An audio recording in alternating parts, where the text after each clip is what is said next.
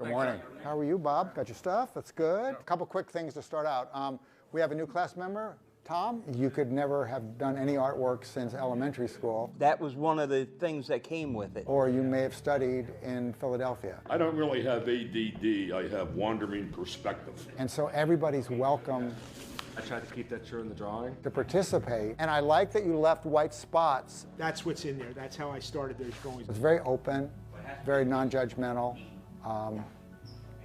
where anything goes, really. That's going to pop this out 3D more. As an artist, one thing you're looking for is something to create, something to draw, something to paint. I like focusing on stuff that's a challenge. If it's not a challenge, it's not interesting to me. I mean, just as a concept, try something different. Every time you measure is different length.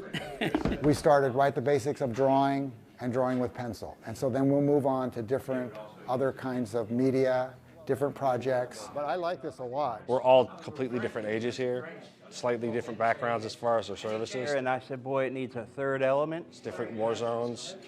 But for the most part, we're almost all combat veterans, if not regular veterans. I collected these for a while. And we've all got similar stories. This is the Medford Art Center Veterans Art Class, and they've used the initials MAC-VAC.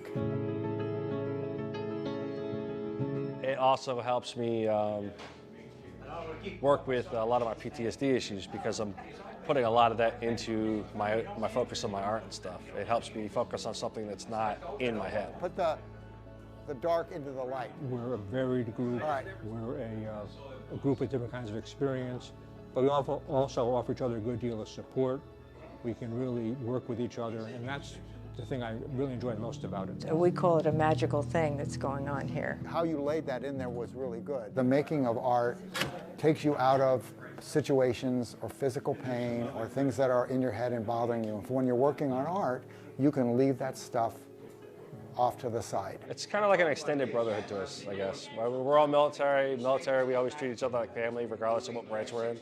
I mean, we bust each other, Army, Air Force, Navy, Marines. We're always busting each other's chops, but at the end of the day, we always think of each other as family. Yeah. The community aspect of this So I fooled you. is really important. They care about each other, they follow each other, know each other, how they're doing, ask each other, show each other. The measure of an artist is how they solve their screw-ups. I mean, it's really what it's about in the end, because we all make a lot of mistakes. It's nice to have somewhere else I can come to and people to talk to that share not only the same passion I do, but the same history as well. Everybody had some really interesting drawings. If there are any other veterans out there that are struggling with PTSD, I would say that even if you don't think you're talented at art anyway, even if you're just out there drawing stick figures, try doing some kind of drawing. It can make a bigger difference than you realize it can. We try to explain it to other people what magic goes on in here, but you can't do it unless you're actually here.